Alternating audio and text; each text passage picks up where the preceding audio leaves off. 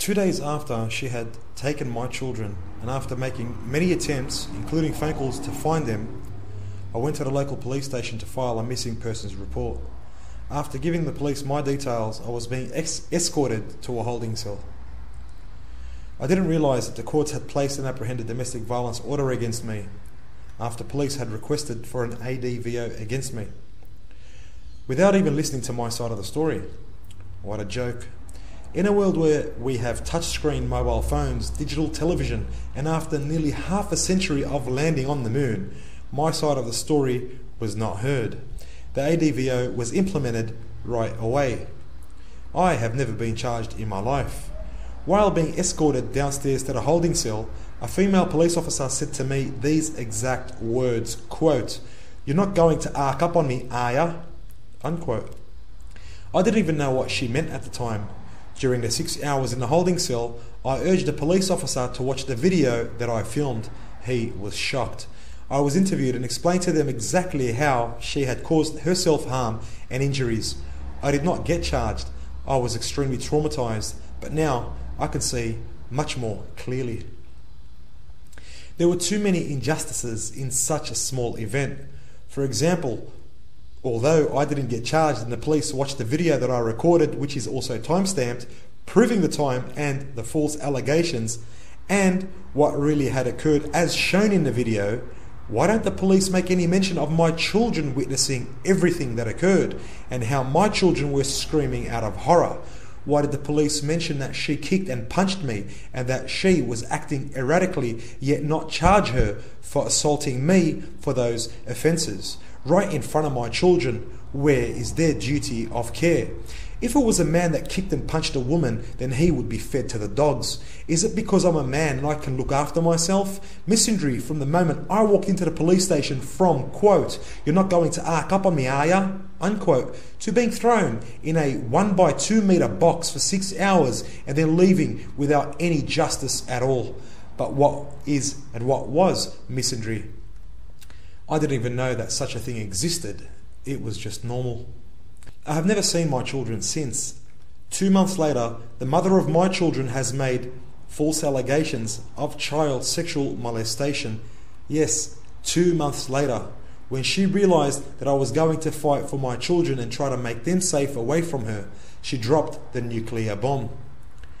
In documents that she has passed on to the family court, she doesn't want me to have any contact with my children up until they become adults.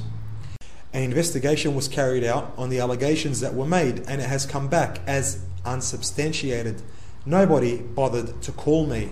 Nobody asked to have me interviewed. Nobody even asked for permission if they could interview my 3-year-old daughter at the time in the first place. After making my own inquiries into this false allegation, I was told that my daughter didn't disclose anything anyways. It's like I should be happy that this is the outcome. No. I have evidence.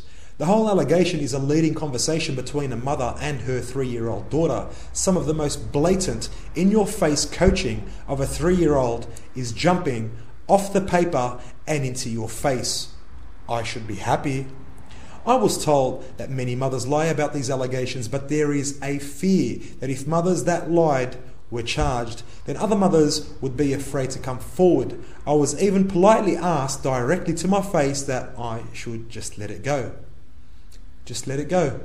Where would I be if these lies that were segmented into my daughter's mind by the mother were actually disclosed? Would I be in jail? Would the mother even give a damn? If I was rotting away at the expense of her lies in a jail cell doing time for years, she would actually be happy. This is my conclusion after knowing all the facts inclusive of her trying to frame me. But all these lies that she has projected have come as no consequence to her. Why? Because it is truly a misandric world indeed. Nobody cares about me. I'm a male. I should just man up.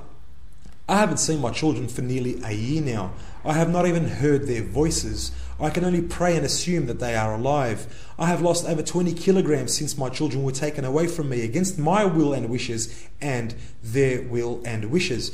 I have recently put on 5 kilos and am working out and practicing a good diet. And you wonder why every day in Australia 6 males commit suicide. I'm sure that it was expected that these men could look after themselves as well because they are men. Do they not have any feelings or emotions? Are they not relevant? I still have not been charged in my entire life. When I came across MGTOW, men going their own way, everything started to make sense to me. There are a few factors that saved my life, literally. One of those factors is my children.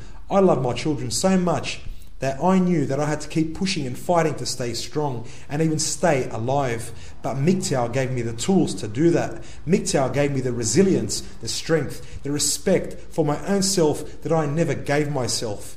Now, don't get me wrong, I have respected myself in the past, but I have always put other people before myself. Living in a world of illusion, it is expected from a man to be chivalrous, even to his abusive female partner. I never realized how much of a burden I had created for myself, and even how much of a burden was thrown on my shoulders ever since I was a young kid, being asked, quote, when are you going to get married, unquote, and made to feel like I was being left behind because I wasn't married.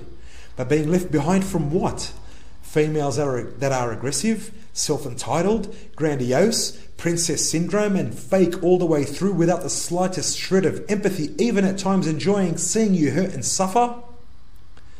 MGTOW and a manosphere have helped me build a protective shield that allows me to distance myself from cunning, manipulative females, and that provides me protection. I now do not give in to females that are trying to come into my life to use me as a one-night stand because their boyfriend does not want to marry them, thereby trying to get revenge on him, and other situations that are quite similar. Before being a man going his own way, I didn't even know what the word misandry was. Now I see it clearly. Misandry is everywhere. Did I mention that even the detectives that were investigating the false child sexual molestation allegation were female? But if I was to take you back to the part where I entered the doc's office, could you imagine what would happen if a female had asked for help because of an abusive, aggressive male? They would have the SWAT team on his ass. If a man threw his son, or a man had threatened his daughter with a power saw, he would be in jail doing time. There would be no mercy at all. To say that I didn't receive misandric treatment would be the lie of the century. And police officers telling me to man up.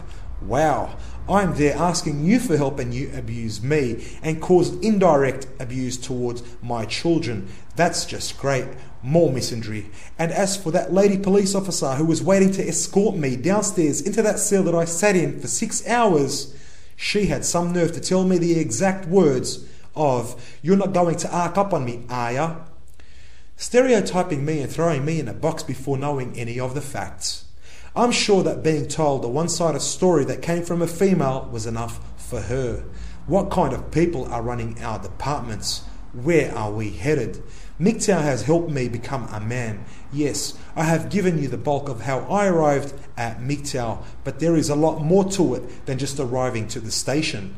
When listening to brothers like Stardust, Barbarossa, Spetsnaz, War Drums Fire, Life After Women, Paul Elam, Sandman, and all the other respected brothers, you gain defense and knowledge which can only increase the spectrum of your vision.